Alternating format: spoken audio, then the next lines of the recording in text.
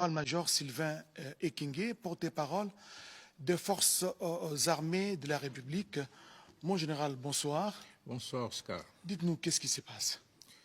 Eh bien, Oscar, comme vous l'avez vous-même souligné, depuis un certain temps, il y a beaucoup de rumeurs, beaucoup de fake news, beaucoup d'informations et des commentaires dans les réseaux sociaux sur ce que vous avez épinglé, c'est-à-dire l'arrestation des officiers généraux, des officiers supérieurs d'une certaine communauté, d'un certain espace linguistique.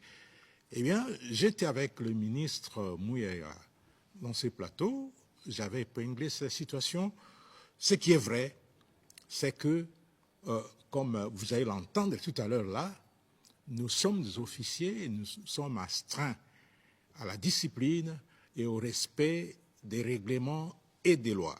Mais pour répondre exactement à votre question, je préfère laisser le général Kifoua, le lieutenant-général Kifoua.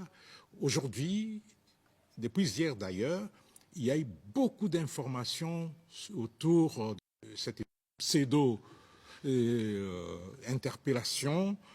Alors, aujourd'hui, il a été voir le chef d'état-major général et à l'issue de cette visite, il a fait des déclarations. Et la meilleure façon de démentir toutes ces informations, c'est de le laisser parler. Je porte un démenti catégorique par rapport à certaines informations qui sont véhiculées dans les réseaux sociaux. Vous savez que les réseaux sociaux, ce sont des milliers dépourvus de frontières et de censure aussi. Alors, je suis étonné, je suis un homme libre, je suis venu saluer mon chef, je suis là. Alors, je demande avec véhémence que c'est faux et archi-faux. Tout ce qui est en train d'être véhiculé, soit disant que le général Jean-Claude Kifoua, Tango Tango, est aux arrêts, on m'associe dans un dossier que je ne connais même pas. Alors c'est pour vous dire, l'armée c'est une grande muette. Et on ne peut pas tomber dans des spéculations. Et tous ces gens mal intentionnés qui veulent semer le désordre, créer la division au sein de l'armée, je crois qu'ils n'ont pas de place dans notre corporation. Parce que l'armée, je suis dans l'armée d'abord à titre individuel. C'est pourquoi je me suis engagé dans l'armée, à titre individuel. Et la loi est impersonnelle. Si vous commettez une infraction, on vous poursuit, ce n'est pas la communauté qui est poursuivie. Je suis là, je suis venu, vous pouvez vérifier, vous allez me voir en train de quitter l'état-major. J'étais surpris. Est-ce que par hasard vous n'avez pas les traces non, mais regardez, moi je ne suis pas menotté. Voilà. Et la date est là, le 11 juillet 2025. Donc c'est pour vous dire que c'est faux et que les gens n'attachent pas une importance à toutes ces informations qui n'ont qu'un seul objectif d'essayer de diviser des communautés ou bien d'intoxiquer les militaires. Et après lui, le chef d'état-major général, lui aussi s'est exprimé. Il parle rarement, si ce n'est pendant les causeries morales, mais aujourd'hui, il a tenu à fixer l'opinion sur ces faits-là. Dans l'andi d'informations selon lesquelles le lieutenant général Kifoua, communément appelé Tango Tango, Azamo Kangem, a dossier à général Sangwa, Bakangi Bango pour l'air simple fait de Baza Batu à province Songolo, Bakala, Oyatangi à Tanganyika. Et curieusement, na bengi pour la vérifier, ce qui est Azamo Kangem est solo, il y a Zo Seka, la peine à Zo Kamo. Na Tuni. Est-ce que vous avez vu dans la zone d'état-major parce que j'étais moi-même surpris. Nous avons surpris. Il y a eu quelques noms. Il y a eu des gens qui ont été là. Il y a eu des gens qui ont été là. Ceux qui ont été là, ils ont été là. Il est venu librement. Il y a des gens qui ont été là. Non. Il faut vraiment aller dans le bâtiment d'état-major général. Batouba tika pour l'armée. Batouba tika pour les Congolais. Aux gens qui ont été là, ndima pour répondre yoko soki yo ndeko yo camarade ya mutu azaka ngimi na dossier somolo mutu be bako interpeller iliko le batiki no aza condamné akosamba sima ya kosamba soki mbeba oyo bazo reprocher za ya solo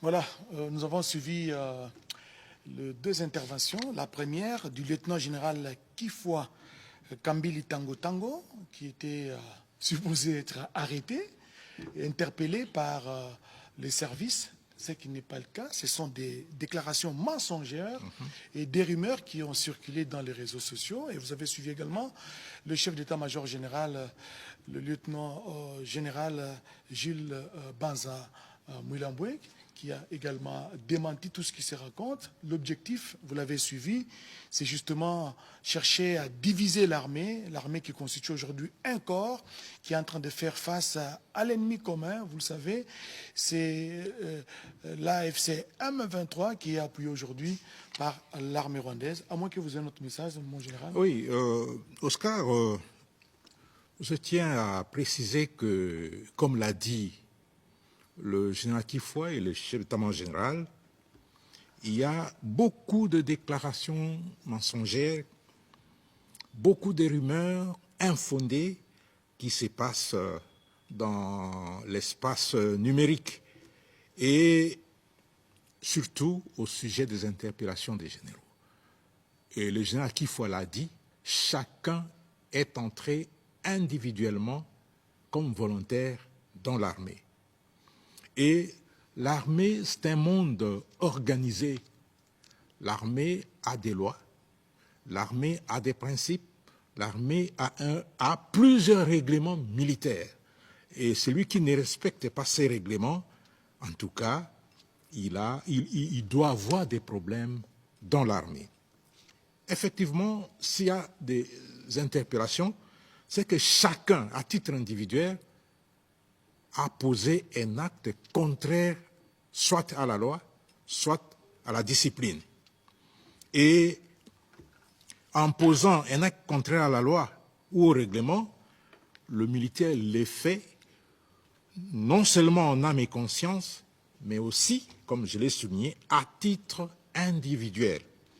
Et il ne pose pas cet acte, et j'insiste là-dessus, au nom d'une quelconque communauté ou au nom d'un quelconque espace linguistique. Il pose cet acte en tant qu'individu et en tant que militaire, et surtout s'il est officier. Je l'ai dit l'autre jour, il y a des caractéristiques qui entourent la fonction de l'officier. Il y a des valeurs qui entourent la fonction de l'officier. Et si vous ne respectez pas ces valeurs, vous ne respectez pas les qualités d'un officier, eh bien, la justice va s'occuper de vous. Et en cas d'interpellation, qu'est-ce qui advient? En cas d'interpellation par les services, effectivement, il y a des investigations qui sont organisées.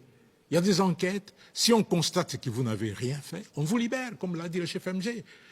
Mais si on constate que les faits commis sont des faits graves, on vous met à la disposition de la justice militaire pour répondre des actes posés conformément à la loi.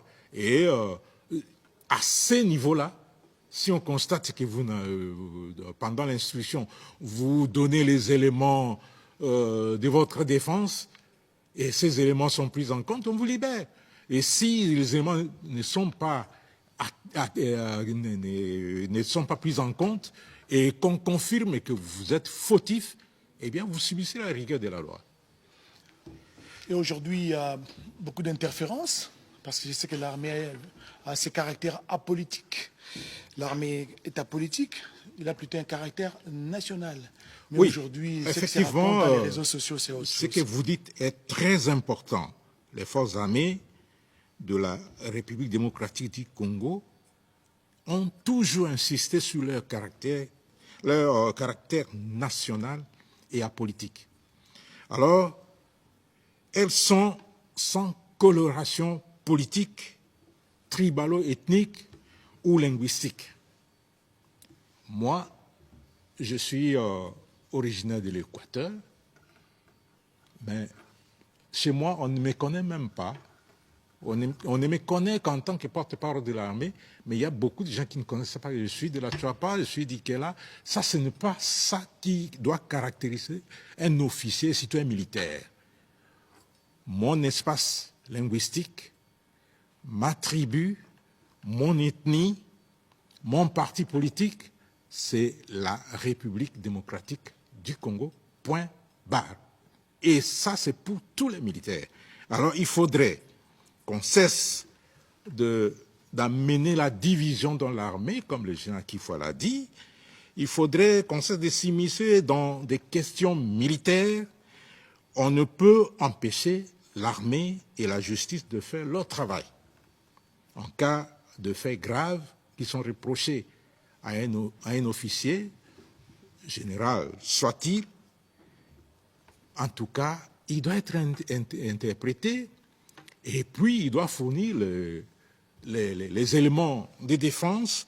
Et s'il n'est pas coupable, on va le laisser. S'il est coupable, il va subir la rigueur de la loi. L'armée doit rester loin des querelles politiciennes et loin des divisions que l'on veut amener en son sein.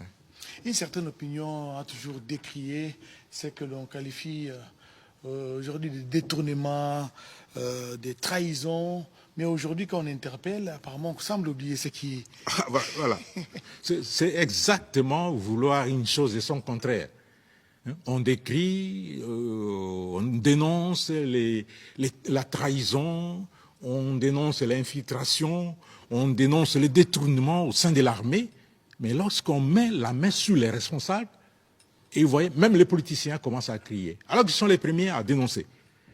Et puis on essaie d'injecter ce venin de la division au sein de l'armée. Donc l'armée, c'est une structure, c'est une organisation bien carrée. Quand il y a des problèmes et qu'on constate qu'il y a des problèmes, on va arrêter et on va déférer devant la justice le responsable des actes posés. Ça, c'est pas négociable au sein de l'armée puisque la discipline en dépend. Et la discipline, dit-on, c'est la mère des armées, c'est la reine des victoires. Donc, en définitive, il ne faut pas s'immiscer dans les dossiers concernant l'armée. Non, non. Nous, on ne s'immisce pas dans les dossiers politiques. Il ne faudrait pas que les politiques viennent s'immiscer dans le dossier de l'armée. L'unique politique qui s'immisce dans le dossier de l'armée, c'est le commandant suprême. Et à part lui, c'est le ministre de la Défense nationale, hein, le vice-premier ministre, ministre de la Défense nationale. Et eux, ils représentent tous les gouvernements, tous les politiques pour parler de l'armée.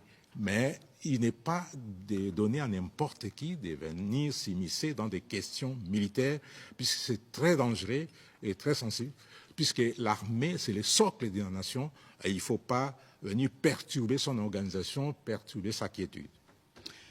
Mon général.